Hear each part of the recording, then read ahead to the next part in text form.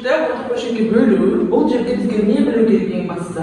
Бөлініп тұрған сандағы үтірдің болмауы, яғни бүтін сан болу керек. Ол үшін біз бұны 10-ға көбейтеміз. Мен не үшін 10-ды таңдап алдым? Себебі, егер 4,15-ті 10 есе көбейтсек, яғни 10-ға көбейтсек, ол 5 болады. Дұрыс па?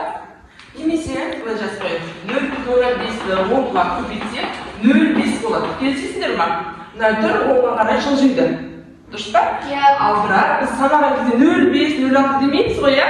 Мына 0-ді тастауымызға болады және 5-тен жасалады екенбіз, иә? Ал егер менде 0,10 болса, қарай, үтірден кейін неше сан тұр? 2 сан тұр. Демек менде неше 0 болу керек? 2 0. Сол кезде ол мына үтірді 2 орынға 10-ға қарай жылжыта алады. Содан мына жерде 0,15 немесе 15 болар еді. Өзіміздің мысалымызға қайта оралайық. Мен мына санды 0,15-ті 10-ға көбейткенім үшін осыны ғана көбейтіп тастап кетуге болмайды. Дұрыс па? Осы тура осы операцияны бірінші таңбада орындаймыз. Сонда не болады? Ал біз бұны 10-нан 3-ті 10-ға көбейтсем, үтір қалай қарай жылжиды?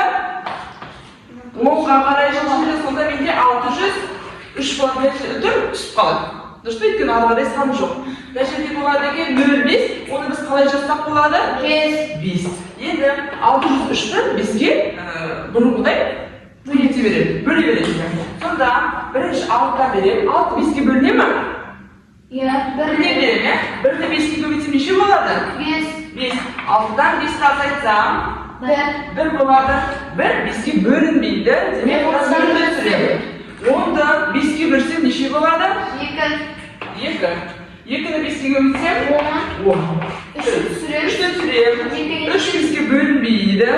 0 беремін. Мына жерге үтір қоямын. Себебі 0 қарсыла бердім ғой, иә? Сосын нешеге беремін? 6. Мына жерде мен бағамен не ұмытып кеттім?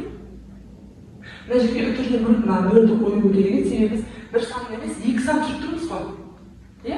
Сондықтан мына жерге 120 дейін үтір 6 дейміз. Так, 120 бүтін 10-нан 6. Балалар, мына жерде бізде 1,44 және 0,9. Мына жерде үтірден кейін 2 сан тұр, мына жерде үтірден кейін 1 сан тұр. Бірақ бізге ең маңыздысы не? Бізге бөлініп тұрған санның бүтін сан болуы. Сондықтан бізге 10-ға көбейту жеткілікті. Екеуінде бірдей санға көбейтеміз. 10-ға көбейтсек, екеуі бірдей 10-ға көбейтеміз, 100-ге көбейтсек, екеуі бірдей 100-ге көбейтеміз.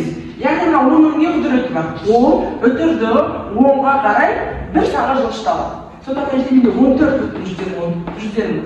14,4 болады, мына жерде 0,9 болады. Біз бірақ келістік қой, иә? 0,9 деп айтпаймыз, 9 деп жылы саламыз. Келістік па? Енді баған түрде бөлеміз. 1 9-ға бөліне ме? Жоқ. Бөлінбейді. Ал 14 9-ға бөліне, бірден береміз. Иә?